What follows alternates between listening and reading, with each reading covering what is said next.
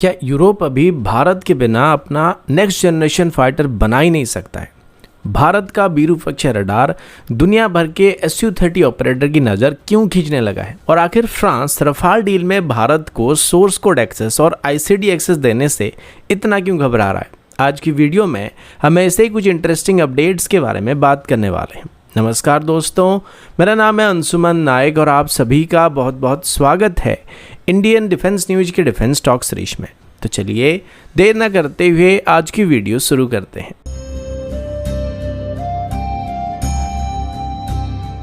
आज की पहली अपडेट यूरोप के फ्यूचर फाइटर एयरक्राफ्ट प्रोग्राम की तरफ से है। रिपोर्ट्स के मुताबिक यूरोपियन एरोस्पेस जायंट एयरबस की तरफ से अभी स्वीडन की कंपनी साब के साथ फ्यूचर कॉम्बैट एयरक्राफ्ट प्रोग्राम को डेवलप करने को लेकर बातचीत कर रही है। सबसे इंटरेस्टिंग बात यह कि अगर ये प्रोग्राम फ्यूचर में एक मल्टीनेशनल प्रोजेक्ट बनता है तो भारत को भी इसमें एक पोटेंशियल पार्टनर के रूप में देखा जा रहा है। जैसे कि आप सभी को शायद पता होगा कि साब यूरोप के उन गिने चुने कंपनीज में से एक कंपनी है जिन्होंने अपना इंडिजिनस फाइटर एयरक्राफ्ट को डेवलप किया है। अब ग्रिपेन फाइटर प्रोग्राम के जरिए कंपनी ने एयरक्राफ्ट डिज़ाइन, एवियोनिक्स इंटीग्रेशन और एक्सपोर्ट मार्केट में भी अपनी पोजीशन को कहीं ना कहीं हासिल किया है।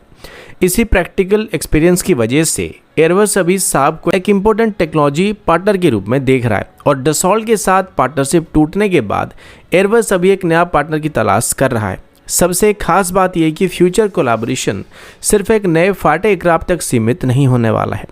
रिपोर्ट्स के मुताबिक इसमें कोलैबोरेटिव कॉम्बैट एयरक्राफ्ट यानी CCA, manned unmanned teeming, artificial intelligence based mission system, advance electronics warfare suit और नेक्स्ट जनरेशन नेटवर्किंग टेक्नोलॉजी जैसे एरिया पर भी काम किया जाने वाला है। साब के डिस्ट्रीब्यूटेड ऑपरेशंस और डिजिटल फाइटर डिजाइन फिलोसॉफी इस प्रोग्राम में एक अलग एंगल को क्रिएट करने वाला है। अब सवाल ये उठ रहा है कि इसमें भारत का रोल क्या हो सकता है। अभी तक भारत को इसमें कोई भी ऑफिशियल इन्विटेशन नहीं दिया गया है। अगर फ्यूचर में यूरोप इस प्रोग्राम को मल्टीनेशनल बनाता है, जो कि उनको आगे चल के बनाना पड़ेगा क्योंकि इसके लिए काफी सारा फंडिंग की भी जरूरत पड़ने वाली है और तब वो भारत को इसमें शामिल करने की कोशिश कर सकते हैं। लेकिन उससे पहले technology transfer, intellectual property rights, manufacturing warfare और एक्सपोर्ट पॉलिसी ऐसे कई इंपॉर्टेंट मुद्दे होने वाले जिस पर एग्रीमेंट होना काफ़ी ज़रूरी होने वाला है। और इसी वजह से ही डसॉल्ट के साथ एयरबस का जो पार्टनरशिप था वो अभी टूट गया और अभी ये पार्टनरशिप टूटने के बाद एयरबस की तरफ से भी साब के साथ मिलकर एक नई एयरक्राफ्ट को डेवलप करने का प्लान किया जा रहा है। अगला अपडेट भारत के सुपर सुखोई अपग्रेड प्रोग्राम की तरफ से है।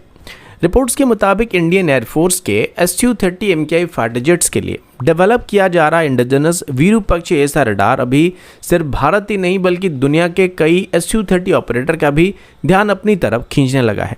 अगर सुपर सुखोई प्रोग्राम सक्सेसफुल हो जाता है तो फ्यूचर में मलेशिया, वियतनाम और अल्जीरिया जैसे देश हैं जो कि अपने Su-30 फाइटर के मॉडर्नाइजेशन के लिए भारत की तरफ देख सकते हैं। अब जैसे कि आप सबको पता होगा कि दुनिया के अधिकतर Su-30 फाइटर अभी भी पुराने जनरेशन की मैकेनिकली स्कैंड या बार्स की PSR रडार का इस्तेमाल कर रहे हैं।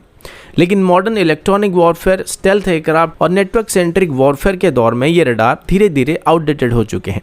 दूसरी तरफ रशिया और यूक्रेन की कॉन्फ्लिक्ट की वजह से और इंटरनेशनल सैंक्शंस की वजह से रशिया के लिए फॉरेन ऑपरेटर को टाइम पर अपग्रेड्स देना या लॉन्ग टर्म सपोर्ट प्रोवाइड करना भी पहले से काफ़ी मुश्किल बन चुका है।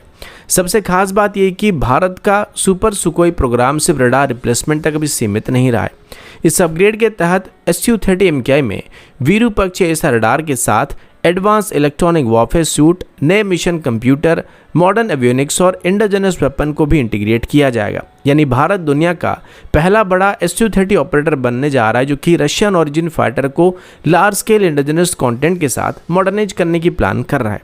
अगर विरूपाक्ष रडार अपने फ्लाइट ट्रायल और ऑपरेशनल टेस्टिंग को कंप्लीट कर लेता है तो Bharat global Su-30 modernisation market में एक नई पोजीशन को हासिल कर सकता है। लेकिन किसी भी एक्सपोर्ट से पहले गवर्नमेंट ऑफ इंडिया की approval, sensitive source code access और इलेक्ट्रॉनिक वॉरफेयर सॉफ्टवेयर की सिक्योरिटी और अलग अलग Su-30 वेरिएंट के साथ इसकी कंपैटिबिलिटी जैसे कई चैलेंजेस भी होने वाले जिसको सॉल्व करने की जरूरत पड़ने वाली है। कुल मिलाकर अभी विरूपाक्ष ऐसा रडार सिर्फ इंडियन एयरफोर्स के Su-30 MKI की कैपेबिलिटी को ही इम्प्रूव नहीं करने वाला है बल्कि भारत को पहली बार एक ग्लोबल एरोस्पेस सिस्टम इंटीग्रेटर के रूप में भी आगे चल के एस्टेब्लिश करने का मौका दे सकता है। अगर सुपर सुखोई प्रोग्राम सक्सेसफुल हो जाता है तो फ्यूचर में भारत को दुनिया के कई और Su-30 एयरक्राफ्ट को अपग्रेड करने का मौका भी मिल सकता है।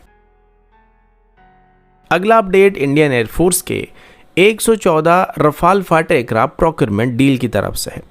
रिपोर्ट्स के मुताबिक भारत और फ्रांस के बीच लगभग $22 बिलियन की इस मेगा डील पर बातचीत फाइनल स्टेज पर पहुंच चुका है, लेकिन अभी भी इस डील में दो बड़े मुद्दे हैं जिन पर अभी तक डिस्कशन फाइनल नहीं हो पा रहा है। पहला है रफाल की AESA रडार की इंटेलेक्चुअल प्रॉपर्टी राइट्स यानी IPR और एयरक्राफ्ट के मिशन सॉफ्टवेयर के सोर्स कोड एक्सेस। अगर ये इशू अभी सॉल्व नहीं होते हैं तो डील में और देरी हो सकती है। जैसे कि आप सभी को साथ पता होगा कि इंडियन एयरफोर्स अपनी गिरती स्क्वाड्रन स्ट्रेंथ को देखते हुए 114 नए रफाल फाइटर को गवर्नमेंट टू गवर्नमेंट डील के अंदर खरीदने की प्लानिंग कर रही है, लेकिन अभी इन एयरक्राफ्ट को भारत में बनाया जाने वाला और इन एयरक्राफ्ट में 60% के आसपास इंडिजिनस कंटेंट का इस्तेमाल किया जाने वाला है। लेकिन भारत सिर्फ एयरक्राफ्ट खरीदना नहीं चाहता बल्कि फ्यूचर अपग्रेड्स पर भी यहाँ पे अपना कंट्रोल को हासिल करना चाहता है। इसी वजह से ये डील अभी फाइनल नहीं हो पा रहा है। अब भारत रफाल का कंप्लीट सोर्स कोड तो नहीं मांग रहा है, लेकिन इंटरफेस कंट्रोल डॉक्यूमेंट यानी ICD का डिमांड भारत की तरफ से किया जा रहा है। ICD एक्सेस एयरक्राफ्ट के हार्डवेयर और सॉफ्टवेयर के बीच कम्युनिकेशन का एक टेक्निकल ब्लूप्रिंट होता है या ब्रिज होता है, जिसकी मदद से DRDO और इंडियन डिफेंस कंपनी चाहे तो फ्यूचर में अस्त्र सीरीज की मिसाइल, रुद्रम सीरीज की मिसाइल या बाकी कोई इंडिजिनस वेपन के लिए पाइलोन्स और इंटीग्रेशन हार्डवेयर को खुद से डेवलप कर सकते हैं और रफाल में इसको इंटीग्रेट कर सकते हैं। इसी वजह से ICD एक्सेस भारत के लिए काफ़ी ज़रूरी होने वाला है। रिपोर्ट्स के मुताबिक भारत पहले से ही Su-30 MKI प्रोग्राम में इसी तरीके का इंटरफेस डाटा का इस्तेमाल करके ही ब्रह्मोस जैसे मिसाइल को Su-30 में इंटीग्रेट कर पाया है। इसी एक्सपीरियंस को देखते हुए अभी मिनिस्ट्री ऑफ डिफेंस की तरफ से रफाल के साथ भी टेक्नोलॉजिकल सॉवरेनिटी को इंश्योर करने का प्लान किया जा रहा है, ताकि हर नए वेपन इंटीग्रेशन के लिए हमें फ्रांस के ऊपर डिपेंड नहीं करना पड़े। लेकिन अभी तक फ्रांस की तरफ से भारत की इस रिक्वेस्ट को पूरा नहीं किया जा रहा है। पहले तो वो बोल देते थे कि हम ICD एक्सेस आपको दे देंगे, लेकिन अभी तक इसको लेके फ्रांस की तरफ से कोई भी पॉजिटिव रिस्पॉन्स नहीं दिया जा रहा है, जो कि अभी इस रफाल डील को आगे बढ़ाने में सबसे बड़ा दिक्कत बना हुआ है। अगला अपडेट भारत के indigenous air to air missile programme की तरफ से है। रिपोर्ट्स के मुताबिक 5th जनरेशन स्टेल्थ फाइटर के बढ़ते इस्तेमाल को देखते हुए डिफेंस एक्सपर्ट्स की तरफ से अभी एक नई कॉन्सेप्ट पर जोर दिया जा रहा है। उनका मानना है कि फ्यूचर में अस्त्र मार्क 2 या अस्त्र मार्क 3 जैसे मिसाइल का एक डुअल मोड सीकर वेरिएंट को डेवलप करना ज़्यादा सेफ होने वाला है, जिसमें एक्टिव रडार सीकर के साथ साथ एक AI एनेबल्ड इमेजिंग इन्फिट सीकर का भी इस्तेमाल किया जाना चाहिए। हालांकि DRDO की तरफ से अभी तक इस तरह के किसी प्रोग्राम को ऑफिशियली कंफर्म नहीं किया गया, लेकिन एक बार पहले भी अस्त्र सीरीज की मिसाइल की इन्फिट गाइडेड वेरिएंट को डेवलप करने के बाद DRDO की तरफ से किया जा चुका है। जैसे कि आप सभी को शायद ये बात पता होगा कि स्टेल्थ फाइटर एयरक्राफ्ट को रडार पर डिटेक्ट करना काफ़ी मुश्किल होता है, लेकिन इसका मतलब ये बिल्कुल नहीं होता है कि वो कम्प्लीटली इनविजिबल होते हैं।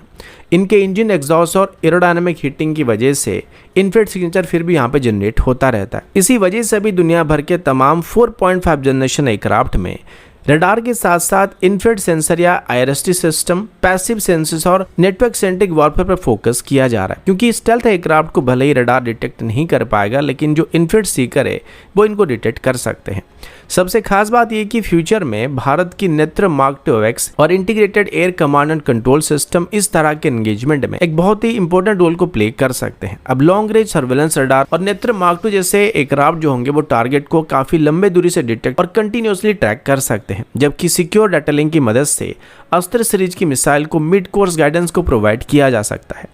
वहीं फ्यूचर में घातक UCAV जैसे स्टेल्थ अनमैन्ड प्लेटफॉर्म भी दुश्मन की एयर स्पेस में करीब जाकर इन मिसाइल को लॉन्च कर सकते हैं और इन मिसाइल का रेंज भी काफी अच्छा खासा होने वाला है, जिस वजह से इनको स्टैंड अप डिस्टेंस से लॉन्च किया जा सकता है और डाटा लिंक की मदद से इनको डाटा प्रोवाइड किया जा सकता है या टारगेटिंग डाटा दिया जा सकता है। अब अगर मिसाइल के टर्मिनल फेज में एक्टिव रडार सीकर के साथ साथ AI एनेबल्ड इमेजिंग इन्फिट सीकर भी वहां पे मौजूद होगा, तो इलेक्ट्रॉनिक जैमिंग या DRFM डिकॉय के बावजूद भी मिसाइल के पास टारगेट को ट्रैक करने के लिए दो अलग अलग मेथड होने वाले, जिसकी वजह से इसकी हिट प्रोबेबिलिटी काफ़ी बढ़ जाएगी। क्योंकि अगर रडार जैम भी हो जाएगा तो वैसे सिचुएशन में ये मिसाइल अपनी इमेजिंग इन्फिट सीकर का इस्तेमाल करके टारगेट की थर्मल सिग्नेचर को डिटेक्ट कर पाएगा और उसको हिट कर पाएगा। इसी वजह से अभी अस्त्र मार्क 2 और अस्त्र मार्क 3 जैसे मिसाइल की एक डुअल वेंट सीकर वेरिएंट को भी डेवलप करने का प्रपोजल दिया जा रहा है। इसके बारे में आप सभी का क्या ख्याल है, कमेंट करके ज़रूर बताइएगा। तो दोस्तों अभी के लिए इतना ही, मिलता हूँ आपसे अगले वीडियो में, तब तक के लिए जय हिंद, वंदे मातरम।